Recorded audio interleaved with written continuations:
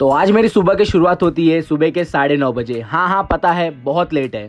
मैं अपने बेड से उठता हूँ और अपने रूम का दरवाज़ा खोल के बाहर जाता हूँ तो देखता हूँ तो मौसम बहुत अच्छा हो रहा होता है और सूरज देवता अपने जगह पे बहुत अच्छे से चमक रहे होते हैं। सूरज देवता को देख के मैं नीचे जाता हूँ क्योंकि मेरा रूम ऊपर पेंट हाउस में है। नीचे जाके देखता हूँ तो मेरी बहन तनु खाना बना रही होती है और हमारा हीरा बेड के नीचे आराम से सो रहा होता है। हाँ इसका नाम हीरा है। हीरा को थोड़ा छेड़ के मैं बाहर जाता हूँ और शीशे में अपना सुंदर सा चेहरा देखता हूँ। चेहरा देख के मैं निकल लेता हूँ बाहर बालकनी की ओर कि देखने बाहर क्या चल रहा है, कैसा है हालचाल। बाहर जाके देखता हूँ तो कुछ नहीं, सब कुछ सुनसान सन्नाटा पड़ा रहता है, कुछ देखने लायक था ही नहीं।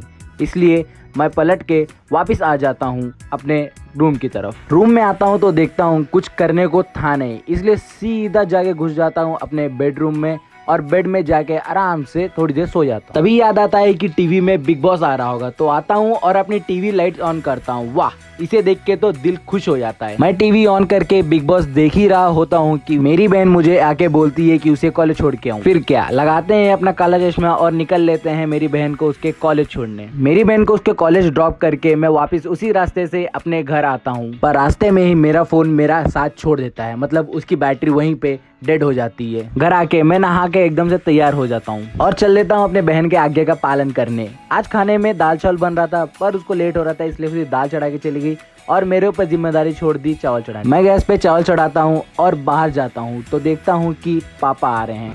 आइए आइए पिताश्री, कैसन बा? बड़ी गर्मी है ना।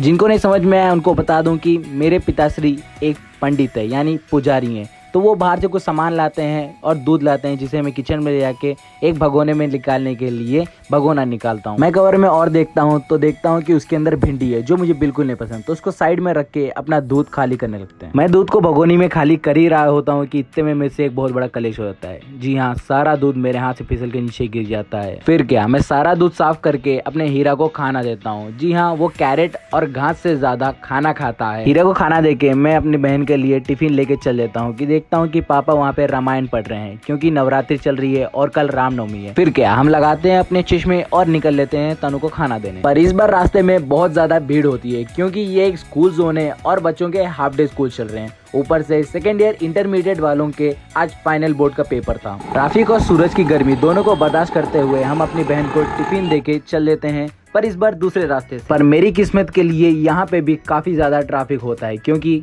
ये एक स्कूल जोन है। जैसे तैसे ट्रैफिक को पार करके मैं निकल लेता हूँ अपने घर की तरफ। घर आके देखता हूँ तो पापा अभी भी रामायण पढ़ रहे होते हैं और खा पी के हम निकल लेते हैं अपना कुछ काम करने एयरटेल के ऑफिस।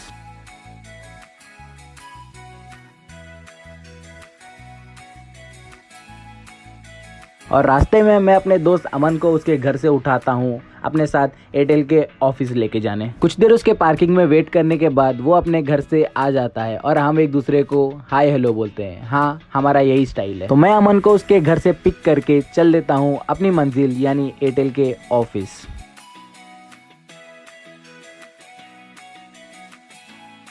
हम एयरटेल के ऑफिस में अपना काम कर ही रहे होते हैं कि इतने में अम्मू को भूख लग जाती है और हम चल लेते हैं वहाँ पास ही में आर.के. Tiffin centre. वहाँ पर ये अपनी भूख की ऊर्जा को शांत करने के लिए इडली खा रहा होता है और मैं एक छोटे से लिम्का के साथ इसकी पूरी बकबक सुन रहा होता हूँ। वहाँ से खा पी के हम चल लेते हैं फिर से इसके घर इसको छोड़ने क्योंकि वहाँ पे एयरटेल वाला बंदा आ गया था।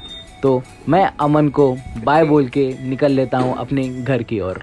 एयरटेल वाले भैया हमें हमारे 4 नए सिम कार्ड देके चले आता है। इतने में मेरी बहन तनु अपने कॉलेज से वापस आ जाती है और मैं इसे हाय हेलो करके चले जाता हूँ अपने रूम में। रूम में जाके मैं थोड़ी देर एसी चला के लेटता ही हूँ कि पता नहीं कब मेरी आंख लग जाती है। आंख खुलती है तब तक रात हो चुकी होती है और मैं अपने टेरेस में जाके आराम से ये व्यू एंजॉय करता हूँ। नीचे आके देखता हूँ तो पापा अपनी शाम की पूजा करके वापस आ चुके होते हैं और मुझे बोलते हैं कि कल नवमी के लिए मार्केट से कुछ सामान लेके आओ। तो क्या, मैं चश्मा पहनता हूँ और निकल लेता हूँ मार्केट।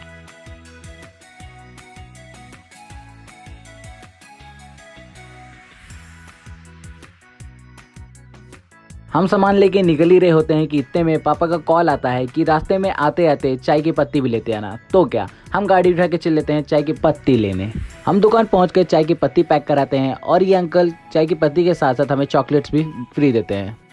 मैं घर पहुंच के कपड़े चेंज करके निकल लेता हूं जिम की ओर, पर इस बार मेरा साथ देती है पापा की गाड़ी और मैं जिम पहुंच के चल लेता हूं अपने शरीर को चुस्त और तंदुरुस्त बनाने। 2 घंटे बहुत ही मेहनत भरी एक्सरसाइज करके मैं चल लेता हूं वापस अपने घर की ओर और फिर मैं घर आके मस्त ठंडे ठंडे पानी से नहा के रिलैक्स हो जाता हूं। तो चलो गाइस, आज का व्लॉग यही खत्म करते हैं। तो अगर आपको मेरा ये व्लॉग पसंद आए तो इस व्लॉग को लाइक जरूर कर देना, अपने दोस्त और फैमिली के साथ शेयर जरूर कर देना, कमेंट करके बताना कि मैं इसमें और क्या कर सकता हूँ, सब्सक्राइब कर देना और हाँ, बेल आइकन दबाना मत भूलना। Thank you so much for watching, bye bye.